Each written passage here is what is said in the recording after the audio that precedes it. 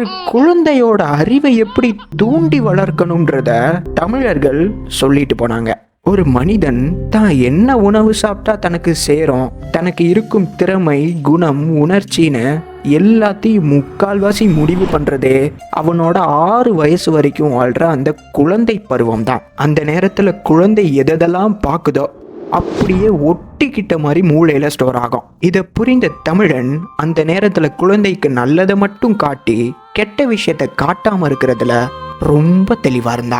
முக்கியமா மனித மூளை முழுத வளர்ச்சி அடையாத அந்த குழந்தை நேரத்துல எழுத்து மூலியமா கல்வியை வற்புறுத்தி திணிச்சு கொப்பளிக்கும் போது அந்த குழந்தையின் மனதும் அறிவும் மக்குதுன்றதை எண்ணி இயற்கையின் அடிவாரத்துல மற்ற குழந்தையோடு சுதந்திரமா ஓடியும் ஆடியும் விளையாடும் போது அந்த சிந்திக்கும் அறிவுக்கு எல்லையே கிடையாதுன்றதை உணர்ந்து ஓடி விளையாடு பாப்பான்னு குறிப்பிட்டான். இதுக்கு ஒரு படி மேல அந்த குழந்தை இரவு சாப்பாடை முடிச்சிட்டு வீட்டுக்கு வெளிப்புறத்துல அமர்ந்து அந்த குழந்தை பிறந்ததுல இருந்து பார்த்து பார்த்து கேட்டு கேட்டு வளர்ந்த தன் தாய் தந்தையோட சொந்த குரல்ல ஒரு கற்பனை நிறைந்த கருத்து கதையை சொல்லும் போது அந்த குழந்தை பிரம்மாண்டத்தின் உச்சியில கேட்கும். அதை தாண்டி அறிவை தூண்டக்கூடிய ஒரு காட்சி மனித வாழ்க்கையிலே கிடையாது. அக்குழந்தை தன் தனி திறமையை திறக்கும் சாவியும் அதுவே. இதைத்தான் தமிழர்கள் தொட்டில் பழக்கம் சுடுகாடு மட்டும்னு குறிப்பிட்டாங்க.